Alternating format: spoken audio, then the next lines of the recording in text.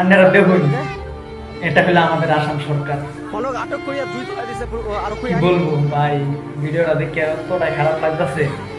আজকে আমরা মুসলমান দেখে আইন করবে এতটা বুঝতেছে। সরকারের বাড়িতে আছেন, এখানে যায় বছর ভাঙ্গা একবারে সব কি করে দিচ্ছে।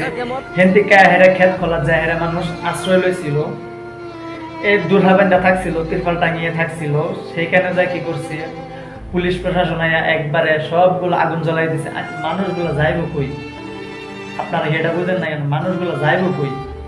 আমি আসামের মিয়া মুসলমান যারা আছে তাদের একটা কথা কই, আন্যেরা নিজের জীবনে চিন্তা করুন না যে আন্যে ওরনো সময় হয়ে গেছে, সময় হয়ে গেছে এই মাদারসুদ করে শিক্ষা দেওয়ার। আন্যেবার আত যা পাইবেন, কাশি দাও কুড়াল যা পাইবেন, এই মাদারসুদ করে একবারে গলা কাট দিবেন, লাশ পালাই দিবেন মাদারসুদ করে। এমনিও আসাম থেকে আমার কোনো শান্তি নাই, মুসলমান যারা আছে এই ভারতে আমার কোনো শান্তি নাই। তার লাগে আপনার ব্যবস্থা করে করতে হইব। এই পৃথিবীর থেকে আমার একদিন দাম লাগবো, আর কেউ চিরজীবন বাচ্চা থাকবো না।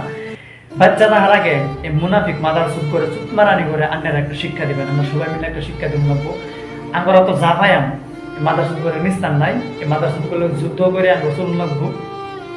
যা পাইবেন তা দিয়ে একবার লাশ পালাই দিবেন, আর কোনো ধরাই না যায়। ধরাইলে ধরে পাইবেন মাদারসুদ দ্বারা আবার আন্না করে অ্যাটাক করবো। আন্না করে এটা ভালো করে কই দিতেছি, যা পাইবেন তা দিয়ে মাদারসুদ করে